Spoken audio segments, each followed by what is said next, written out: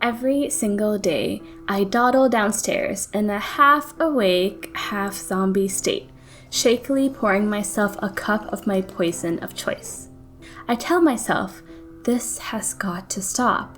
This can't be good for me. But the devil on my shoulder never fails to remind me of how much I need this drink, and alas, I surrender to my addiction for just one more day. I've been drinking coffee since 6th grade, ever since I had that first fateful sip of a Starbucks vanilla latte, with 4 packs of sugar.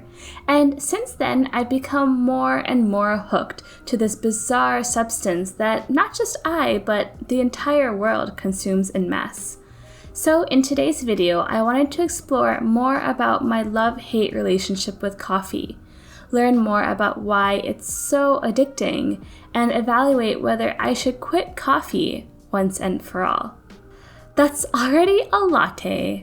So let's get to it. As many can attest to, there is a lot to love about coffee beyond the energy boost. More than anything, the draw of coffee is the ritual I built around it. In college, I'd run to the dining hall before class to fill my thermos. When I was working, I'd fail at small talk with the barista as she prepared my Americano. And now, first thing in the morning, I embark on my own coffee ritual. I grind up fresh coffee beans I found on sale at Costco and scoop precisely 5 tablespoons of coffee into my French press. I pour some boiling water onto the grounds to bloom them, thereby enhancing their flavor. Then comes a steady stream of the remaining water. After a gentle swirl, I place the lid back on and let the beans and the water mingle. This gives me a moment to reflect on my day or to let yogi out before the coffee is ready to be poured. And finally, my coffee is ready, which I sip on as I plan my day. And regardless of how crazy my day will be, this simple ritual is something predictable that I can expect of every single morning. Coffee is something that has come to symbolize a fresh start, all this bundled up potential that you're fueling yourself up to take advantage of. And whether I know it or not, this ritual has a massive ripple effect on my productivity and my mood for the rest of the day. Now, I know coffee is a bit of an acquired taste, and I'm proud to say that I moved past those Starbucks sugar bombs and now prefer either a little macchiato or a black coffee. That subtle, medium roast that's balanced yet fruity with hints of walnut, dark cacao, and ripe citrus. Just kidding, I have no idea what I'm talking about. I may not be a coffee snob just yet, and I don't own a fancy scale or a water kettle, but I do appreciate a good cup of coffee or espresso, and if it weren't for the taste, I definitely wouldn't be this hooked. You know, coffee shops are kind of like the daytime equivalent of bars, where people congregate and chatter over a bitter, slightly unpleasant beverage that they paid way too much for. During finals in college, my friends and I would camp out at Brugger's Bagels in the name of studying to enjoy their bottomless coffee. Last year, I go to the same coffee shop every single Sunday morning to indulge in a fancy cappuccino. And now, when I go to visit my friends in New York or Boston, our go-to activity is trying out new trendy coffee shops. I don't know if it's the jazz music or the people watching opportunities, but coffee shops have this draw that builds this entire experience that's still chill and calming. And now, going to coffee shops has become tied to all these memories and traditions that I formed over the years that I just can't get myself to let go of. Okay, what about the devil part though? Well, yeah, there is a lot I still hate about coffee, which is why I'm making this video. I hate waking up in the morning knowing that my body just can't naturally power through the day. Those days I skip my first cup, the side effects are apparent within hours. Everything goes cloudy. I become a walking zombie trying to go about my day, albeit mindlessly, counting down the minutes until I can get my fix. I can't get anything done and often submit to taking a nap to knock myself out of this withdrawal-induced slump. I built a nasty dependency on coffee, and there are many days when my beloved morning ritual feels more like a chore. Yet, I still continue this habit and now need even more and more coffee just to keep my energy levels normal. More often than not, when I'm up at 4 a.m. wondering how I got here, I can blame coffee. Maybe I had a cup late into the afternoon or mindlessly drink an entire pot over the day. My coffee consumption puts me into this infinite loop where I feel tired and sluggish during the day and drink coffee to combat that, which then makes me stay up all night long. And that repeats every single day. A quick Google search reveals that the global coffee industry is worth around $20 billion, which actually seems surprisingly low. And the average American worker spends around $1,000 a year on coffee. Although my daily coffee spend is quite minuscule since I make my coffee at home, it does add up, especially when traveling. In fact, when I visited New York pre-pandemic, I probably spent at least $5 or $10 a day at different coffee shops with my friends.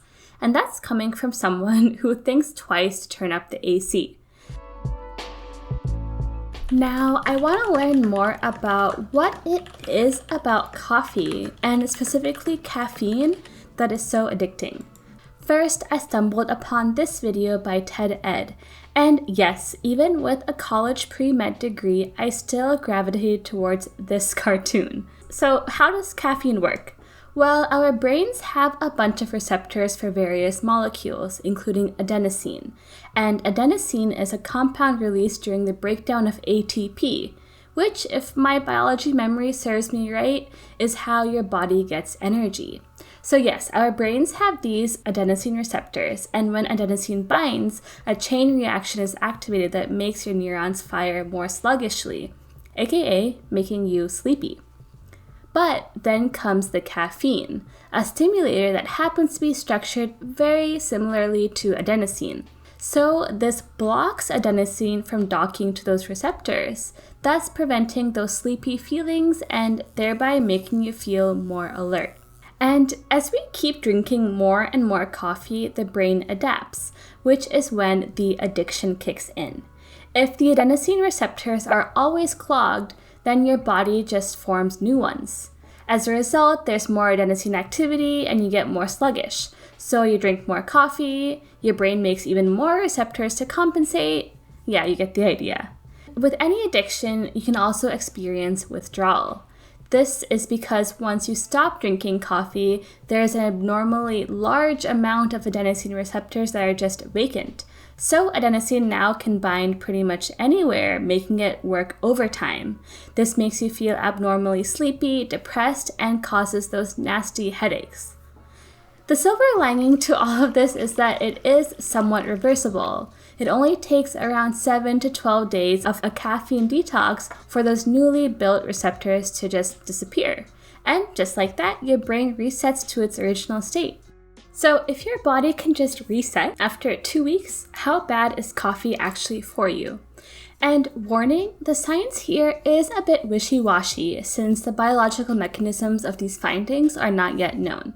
But there is significant evidence linking caffeine consumption to reduced risk of heart disease, diabetes, Alzheimer's, Parkinson's, and even certain cancers. But nothing is healthy in excess.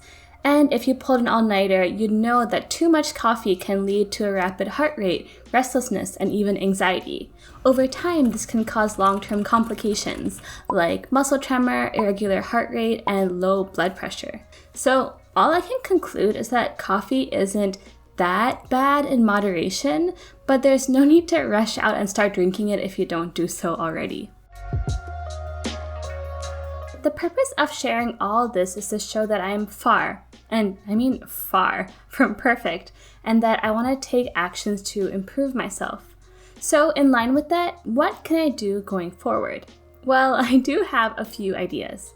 So over the past 10 plus years of drinking coffee, I've done 2 detoxes where I quit all caffeine cold turkey for a month. Yeah, the first few days are pretty crappy, but after that my body resets and it's not that bad. And my main reason for drinking coffee is the energy boost. But of course, there are so many other natural sources of energy that I can substitute. The first is exercise, which I have been doing intermittently in the form of morning walks or YouTube workouts. And since I love having something to sip on during the day, I could instead start drinking more water or herbal tea. And probably the best source of energy is a healthy sleep schedule. And I could go on and on about my questionable sleep hygiene, but yeah, that's a topic for some other time. And generally, I'm not a fan of depriving myself of something I love in favor of productivity or losing weight or whatever it is. In the long term, such deprivation will either backfire or at the very least compromise my general happiness. Instead, I'd much rather find balance and enjoy those little things in moderation. Because life is short and we can't be perfect all the time. Practically, this will mean having set times during the day when I drink coffee and cutting myself off from caffeine at a certain time. So the point of this video isn't to say that coffee is the devil and must be avoided at all costs, nor is it to defend my unhealthy habits.